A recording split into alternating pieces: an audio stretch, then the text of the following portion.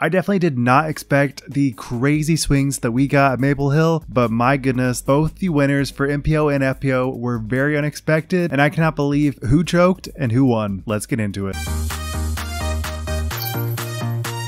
And before we get into it, I would really like you guys to check out my bags. I have just released them on my site, wildrunsdiscgolf.com. I think you guys will really enjoy it. And I offer free shipping. All right, so for MPO, I was thinking, this is probably going to be an Eagle and Simon battle, and I cannot wait for that to happen. But lo and behold, that was just not the case. Because even though Eagle did go 3 under through 4, both of them finished their front 9 at even. And we had players playing extremely hot with rounds like 9 under. So even though we thought we were going to get a Crush Boys battle, ultimately that just did not happen, and it really seemed like the lead card just did not want to get a win today because Calvin also had a pretty terrible round, and if you put their scores together, they had 10 bogeys and 2 doubles, so clearly they were just not really wanting to win today, and it really is a pretty difficult course, so you can't really blame them for not having the most electric final round, but man, it would have been sick to see it. But really the battle was chase card, and that was because Aaron Gossage was looking so good. I was thinking, okay, yeah, maybe the Goose is gonna dominate, because he had a stretch of 5 birdies on the front 9, and that's a point in the course where you just do not expect anybody to really be playing super hot. But then on hole 9, Aaron has one of the best drives basically of the entire weekend, and it's looking like, oh, he has an easy opportunity to get a birdie, but ultimately just falls a little short. I really don't think he committed fully on his upshot, goes out of bounds, and you can tell he is so frustrated, but he still jams in a circle 2 putt from the OB line, and it was looking like he had a fighting chance to take it down, but just had a couple of missed putts and Aaron drives, and that is just not going to get you the win when there's just insane people out here. So that leads me to the champion. So with seemingly everyone falling short, besides Ricky, he was playing pretty hot, but he was out of the mix for the most part. But besides Ricky, Matty O was clutching up like none other, and I was thinking, yeah, he's in the mix, but like Matty O just doesn't really finish, and that's kind of the historic trend. Similar to Gossage, they have great rounds, even great final rounds when they're not totally in the mix, but when it comes to it, they just do not finish. That is historically the trend. I like them as players. I think they're incredibly exciting, but that really is just where they're at. But Matty O's curse of having never won an Elite Series finally comes to a close in the playoffs, which again don't really matter because playoffs aren't really an indicator of anything important, but doesn't matter. Matty O, after having not the best rounds with an even in his round 2, he finishes so freaking strong. There really is not a ton of footage even out right now because it was chase card and you kind of expect lead card to be dominating. But with that said, he had 3 birdies on the front 9, which definitely put him in the mix. There was points on the leaderboard where he was like 2nd place, which was like, okay, yeah, he has a chance. But then the back stretch, he plays probably his best disc golf he has ever played. And what better way to start it than a 60-footer on hole 11? And then he continues to shred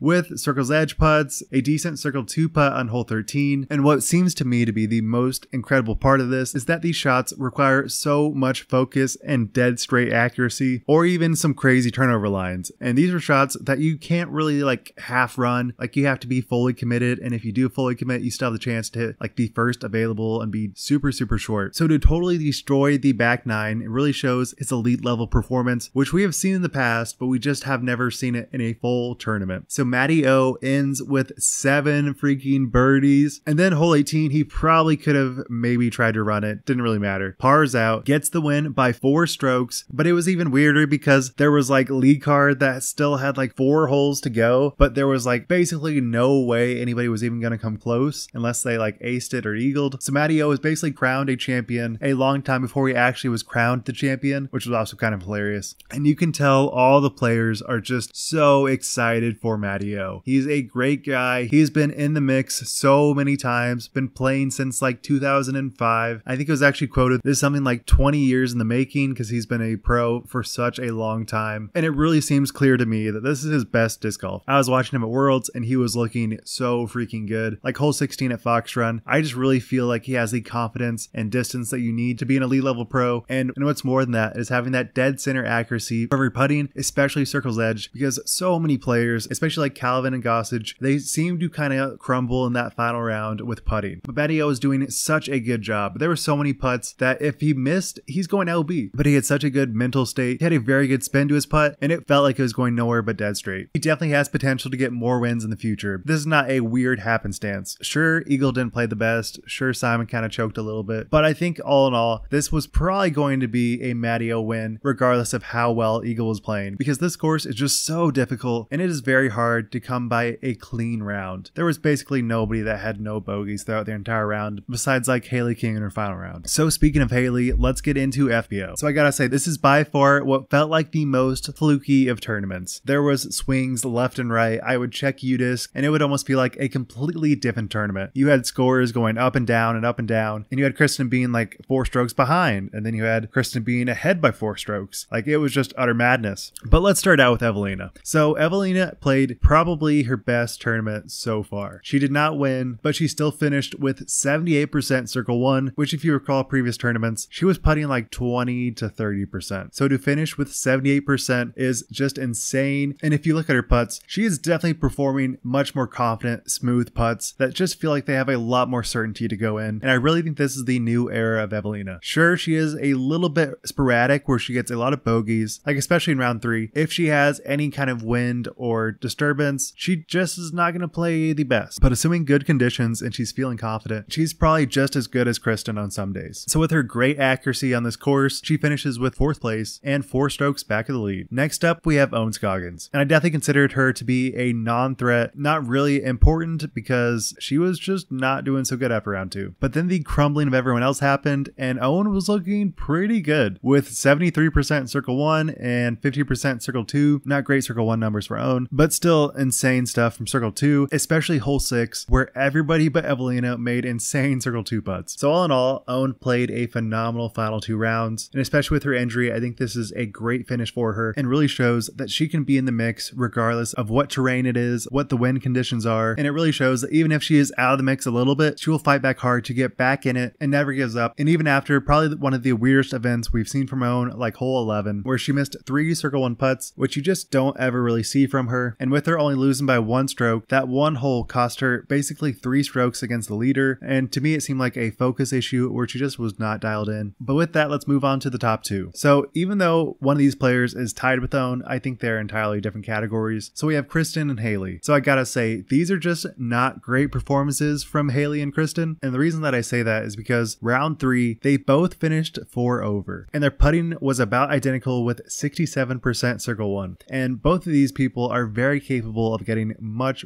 better circle 1s, and to go along with that, they both had a bunch of OBs. And what's interesting is that they basically flip-flop. If one player was getting a bogey, the other player was going to get a birdie. So the entire 3rd round, it was basically a flip-flop between who gets the win. And then after that horrendous round, Owen was back in the mix because she gained 7 strokes on them. But then in the final round, it was looking like it was going to be a clear victory for Kristin. She had 5 birdies through the first 8, whereas Haley was even. And I think if you were a fan or broadcaster, you'd be like, yeah, this is GG. Yep, KT wins again. But right after that, she doubles and just cannot seem to get any circle 2 putts to go in, missing 5 consecutive circle 2 putts in the back half of her final round. But the real nail in the coffin was hole 17, where she had a perfect opportunity to get a birdie, but totally airballs it and then misses the comebacker, making a birdie into a bogey, giving Haley a 1-stroke lead with hole 18 to go. Haley plays it very well, gets an easy upshot for her birdie, and finishes with a 1-stroke lead over Kristin Tattar. So even though this feels kind of insane because Kristin had a 36% birdie percentage, whereas Haley only had 28%. But the true detriment to Kristin's game was definitely her putting. I don't really know what was going on. It was just not dialed in the way we expect it to, especially coming from Worlds, where she was looking so